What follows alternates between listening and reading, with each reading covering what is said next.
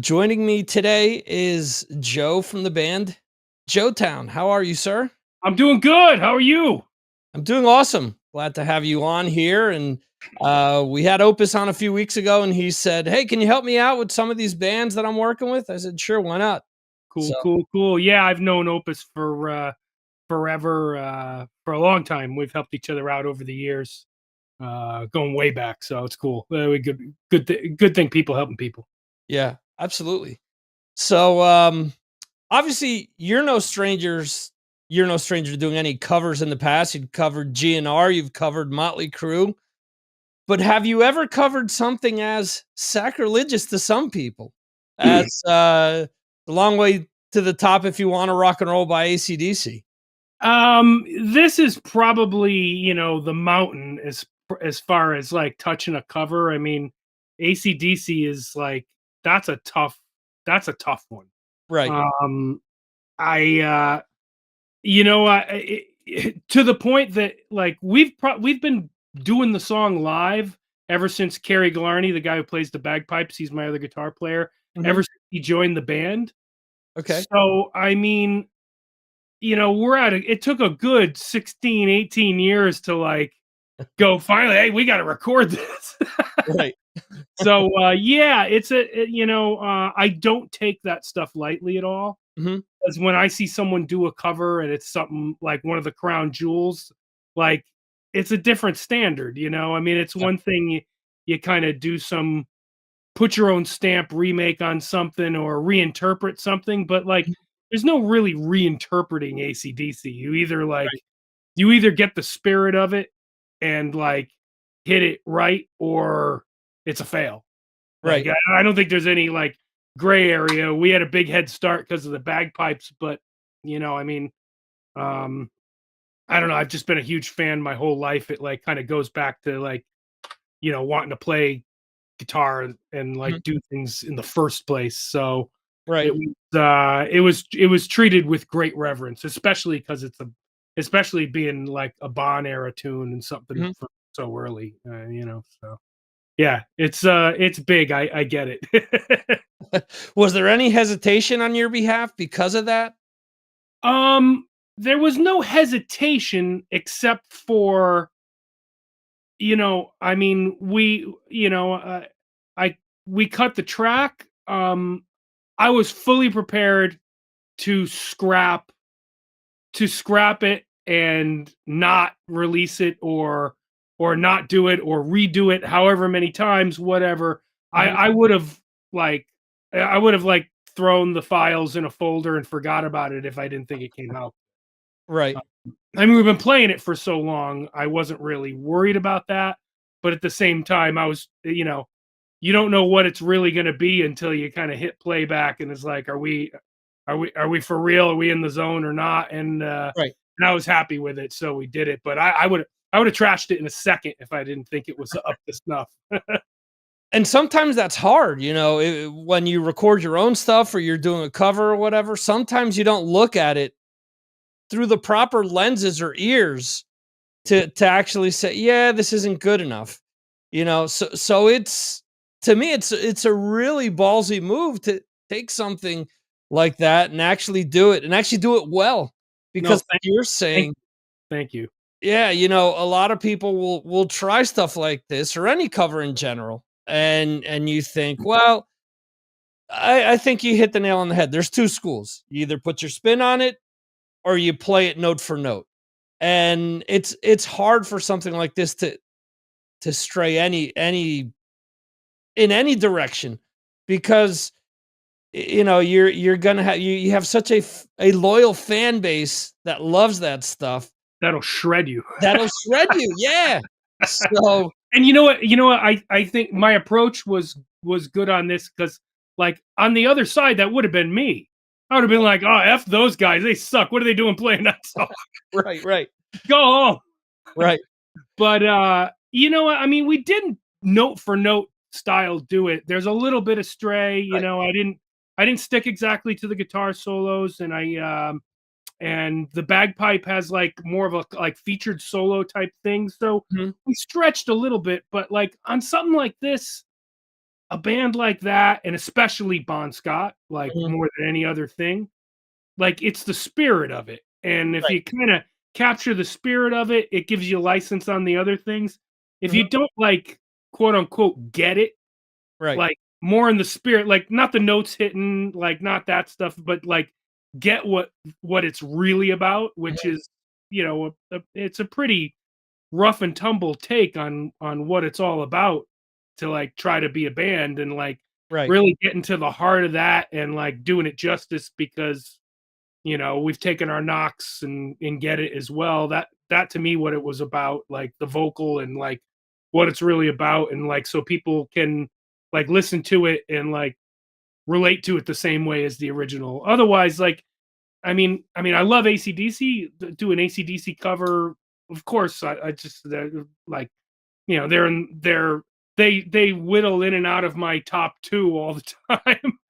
So, it's not a stretch to do it except, you know, doing it right and, get capturing the spirit of it. I think, and, like, that's the rock and roll part.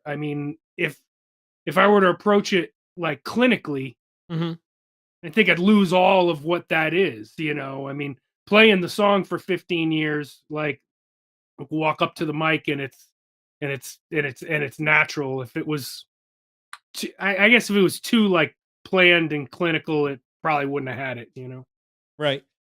Yeah, that's another thing too. I think, well, first of all, so many bands do AC/DC and it's always the same songs. It's always, Dirty Deeds. It's always She Shook Me All Night Long, Back in Black maybe.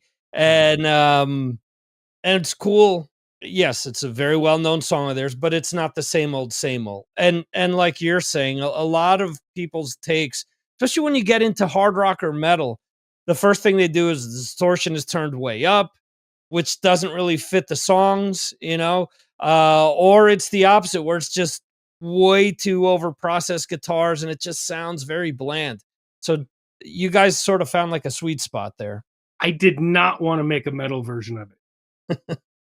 Like, that was conscious too. It's like, Right. like, keeping the gain in, like, the Malcolm zone Mhm. and not overdoing that stuff because it's so easy to do it. I mean, if it's like, Yeah.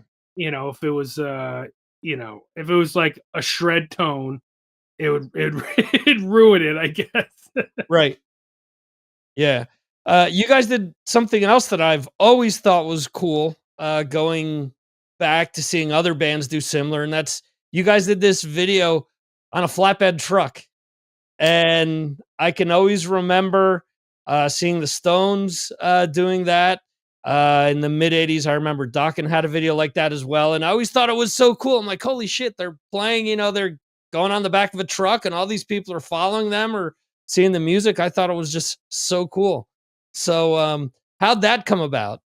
Well, you know what? We started doing, we play gigs, we do club gigs and we play venue style gigs, but we started doing these, like, public event, civic event type things Hmm. because with the bagpipes, honestly, with the bagpipes, and I have kids that are, like, in, like teenagers, Hmm. and, like, I was like, "We gotta do some things where it's, like, not," I just kinda snapped. I was like, we gotta play some places other than friggin' bars."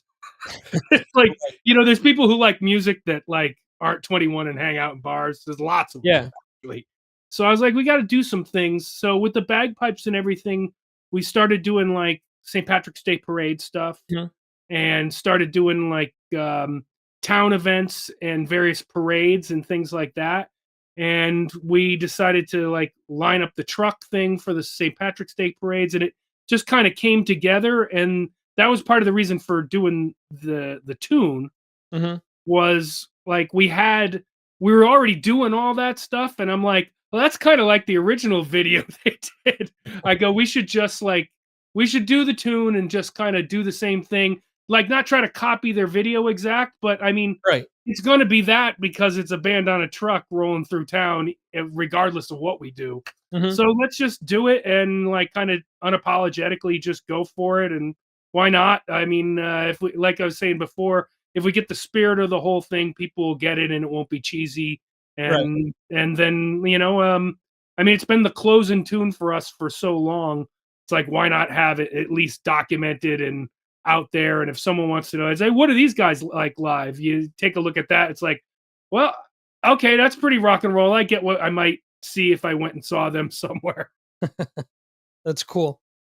Um, you mentioned that if this wouldn't have worked out, you would have scrapped it. Are there any covers that you guys have tried over the years where you felt that they just weren't up to snuff and you had to scratch them? Or just too weird, or just, I mean, there's oddball stuff. I have a lot of tape because you know what? I mean, a lot of times we'll just be in the studio and like cutting like an original song, Mhm. and in a break something kicks in and like the machine's rolling and you get it. And it's like, oh, Yeah. that's cool. And you like forget about it. And then like you listen and like some stuff is like, oh my God, we kind of nailed that. We should finish it, mix it, and like put it out. And other times you're like, okay, we'll just leave that right there. Um, Right. I mean, I mean, off the top of my head, like more bizarre things. I mean, there's a version of The Beat Goes On by Sonny and Cher. Okay. There's a version of Spinning Wheel by Blood, Sweat and Tears that I Right. never put out. That one actually came out pretty good. Um, and a bunch of like old rock and roll stuff that would pop up, like Mhm. Chuck Berry, Little Richard, all that type of stuff. And some of that stuff's good, but it just never. I mean, I should, once in a while, like something will pop up and somebody will be listening, and I'll show one of the guys in the band because some of the stuff is from before them, and Right. it's mix up. And it's like, we should put the Joetown's Party Favorites record out eventually of all this stuff, all these like it, I mean, it's like kind of cover band stuff, except it's Right. all done like kind of at a good level of like production and approach and our take on it. So yeah, there's a bunch of I've done a bunch of good stuff and a bunch of stuff that is definitely in the trash bin. Cool. Which happens if you're not afraid to try stuff and have fun, that Yeah. happens. Yeah, that's cool. In recent years, you've been putting out just singles. Um, any reason why you've preferred to take that approach as opposed to putting out album after album? Yeah, there's two reasons. One, I'm not confident in people's attention span to look at more than one thing at a time. Mhm. And two, I've done a lot of records, and records are pretty hard to do. It's a Okay. lot. It's a big commitment of a lot of songs, Mhm. and it's a lot all at once. And so between like, I'm not sure if I'm not sure if people give a shit whether I do a record or not. Like Right. people seem to like the one. Here's a tune. Mhm. It allows me to do a video every time, Okay. just because the amount of time it takes. I can do a tune and it comes with a video and do that for everything. Mhm. But if I had like a collection of tunes that like had some sort of cohesive element or theme, Right. like I mean, not like I'm not saying it's like gonna write Tommy and put out a rock opera, but if I had something that was cohesive enough as a theme, Right. I would definitely force myself to make that as a record. Mhm. But it's been kind of tune by tune, so it's Yeah. been working like that. It's a weird world. I mean, look, I grew up in the go to the record store, save your money, ride your bike to the record store, Mhm. and come home and slap it on, or whether it's a cassette or whatever. And Yeah. that's the world I come from. So in my mind, it's like I always think like that. But Mhm. in reality, I mean, I see how people consume music, and it's just, I'm glad vinyl's coming back because when I do a record, I'll make a record out of it. Right. But like so much of the consumption is it's just click and go and check things out, and Mhm. without a theme that cohesively ties together, or I just get such a bug up my ass I have to do an LP just Right. because of vinyl. And I you know what, my age, I never had a record out. I never had a vinyl out. Right. I've had a million cassettes, CDs, streaming, everything else, but Mhm. like just the age I was at, like vinyl had exited the conversation for the most part. Yeah. So it's kind of it's definitely a thing I want to do. So kind of convoluted answer, but No. It makes sense though. I mean, it's something that, I see a lot of older bands that are putting out full albums, and then you go see them live and maybe they play one song off of the album. And I think back to, as you're saying, 70s and 80s and even beginning of the 90s, band put out an album, they were playing 4 or 5 songs off of that album to promote it live. So it gave you a reason to go out and get it. So now a band is putting out 12 songs, they're playing one song live. It's kind of, what's the point? Yeah, that makes it tough. That makes it tough, and I don't know if I would be any different. I guess yeah, play a lot of songs off a new record if they were there. Last time I made a full length, I probably played half the record Mhm. every night or more. So yeah, you make a good point. Yeah. Yeah, I mean, Then again, you go see your favorite band, you want to hear all the cuts you want to hear from them, and if they unload the whole new record on you and don't well, hit on enough of the things you want, that pisses you off too. that's Iron Maiden and playing an album front to back when, I mean, it's difficult. It's difficult because if you've been around that long and you've got that much of a catalog, and then it also comes down to, well, do you And wanna hear again, that song? you got an hour and a half. You should be able to figure it out. Yeah, yeah, absolutely. Um, do you have any plans for dropping any other music this year? Any other singles? Yeah, actually, there's another single coming out tomorrow. Oh, okay. Wow, cool. So this has kind of been a one-two punch right now with like the bagpipe thing Mhm. with Carrie. So we released the Long Way video and single, and then we have an original called Irish Blessing that drops tomorrow. Okay. And that's another video shot from like a lot of the same type of events, different Mhm. feel to it and stuff, a little more concept and not just on the truck. And Right. then but that's an original tune with bagpipes, big rock song, but not a cover. So Okay. we're excited about that. We wanted to do the two songs like right around St. Patrick's Day because of the themes and everything. Right. So and then I should have another tune. We're looking at during the summer. There'll be Okay. another release. So that's the other thing you're talking about singles versus records. With a record, I'm gonna drop the record and I'm not gonna be able to really muster up enough to like between production studio and everything to do another record for a year. Mhm. If I'm releasing singles, I can probably release, five with videos, 5, 6 a year, Mhm. which is kind of fun. So, Yeah.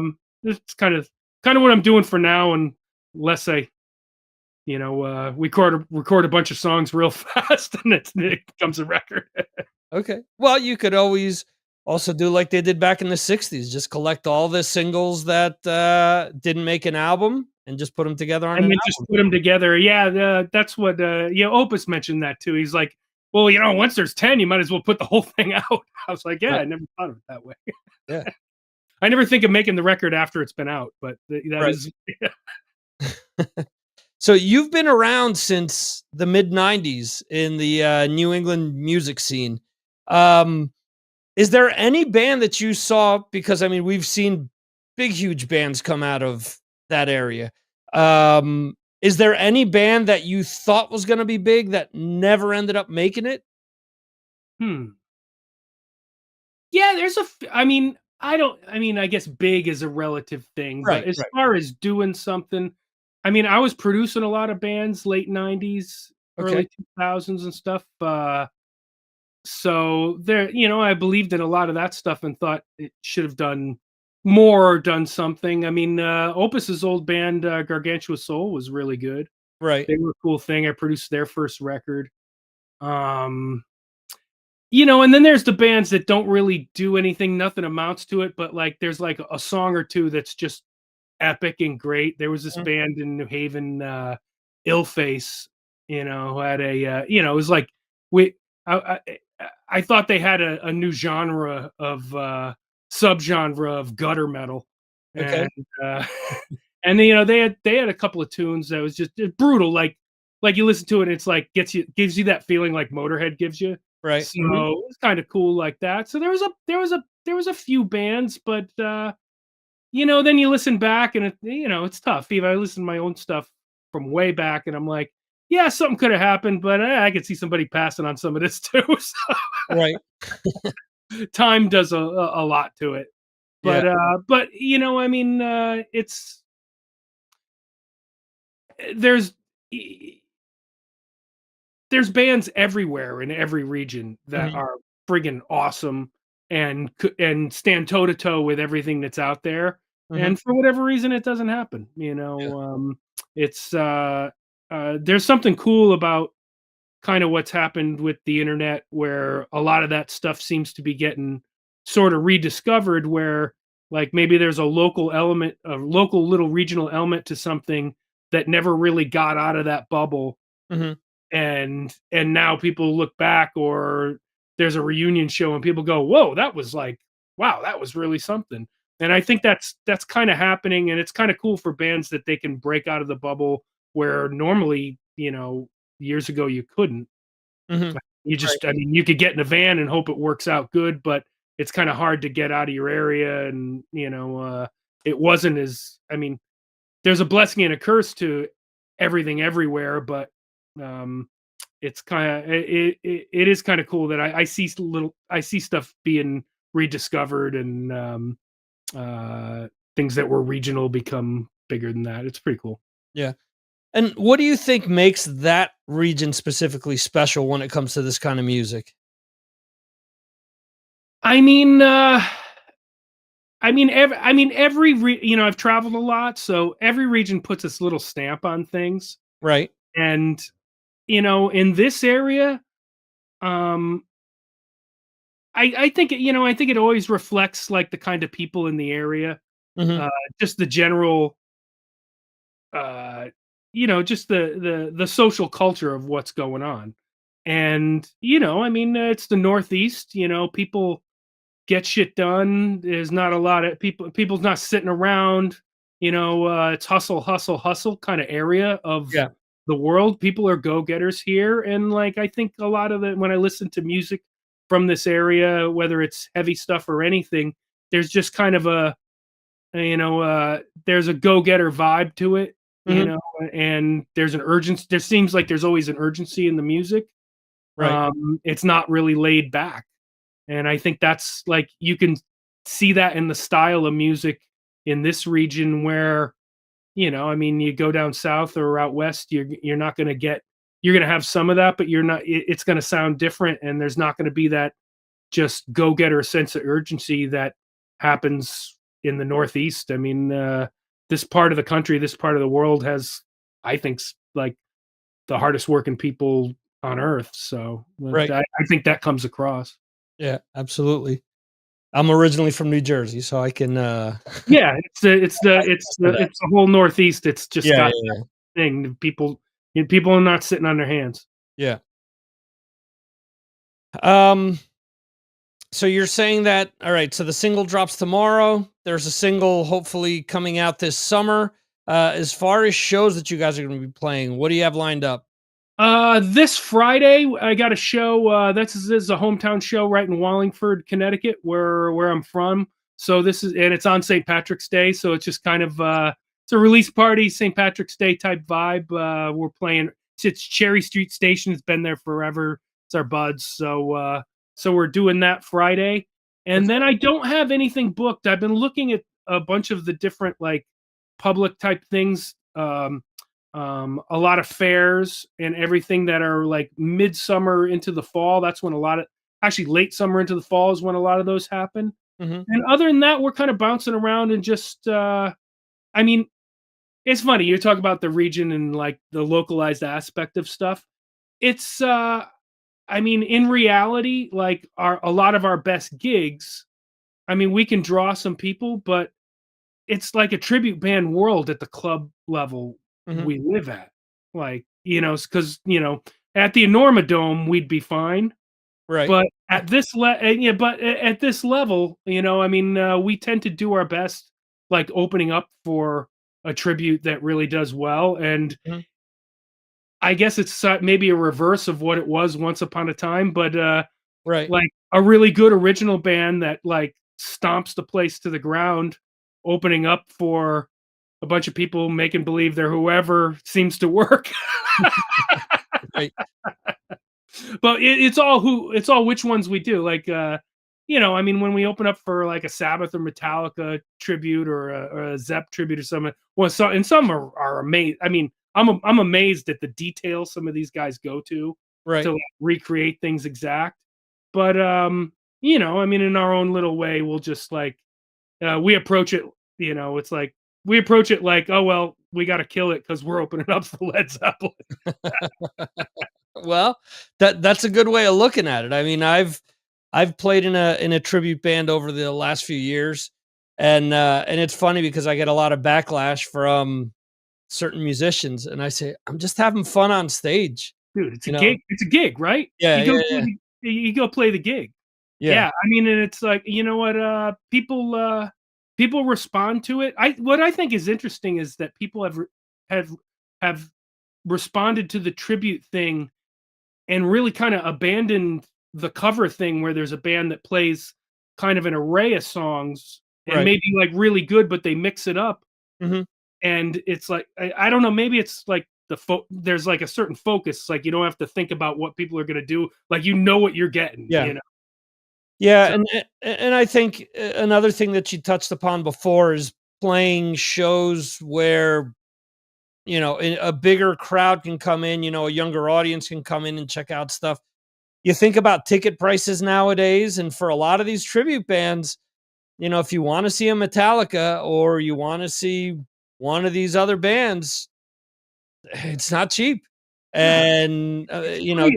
I can't believe how much it costs to go see, a Metallica or something like that. I mean, yeah, I mean, it's got 3 digits and starts with a 2 in front of it. I mean, come on. yeah. No, well, imagine taking a family to that. I So know, I know. I have a family and, we talk about it all the time, and it's the same, I mean, it's the same thing, it's no different to go see sports team. right. It's like, it's just pricing is just brutal. Yeah, yeah, yeah, absolutely. We have fun with it though, like there's certain times where you can have real fun with it, like we've opened up for like Sabbath bands, Mhm.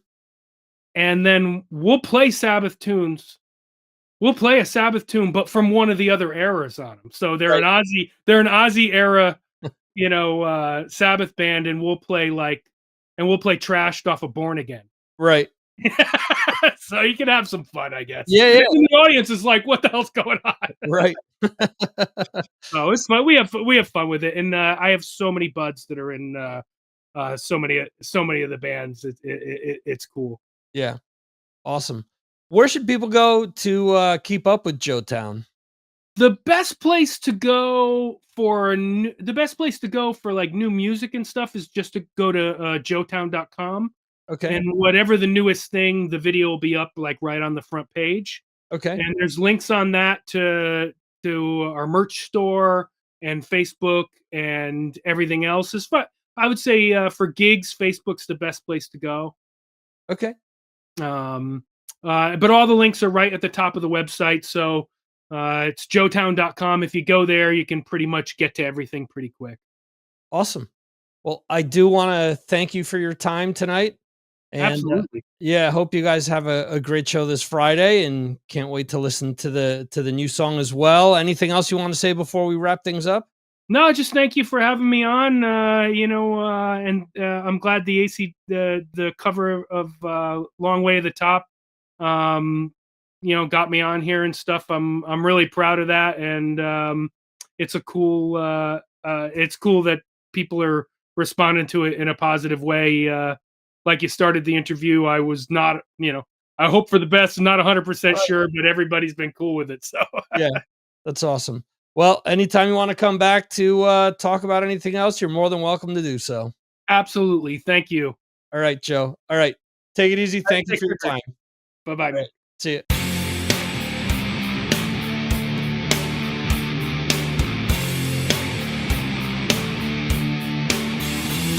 Thank you for watching the Signals from Mars live stream. You can watch the show live on YouTube, Facebook, Twitter, and Twitch, or check out replays on YouTube. Go to signalsfrommars.com for more information.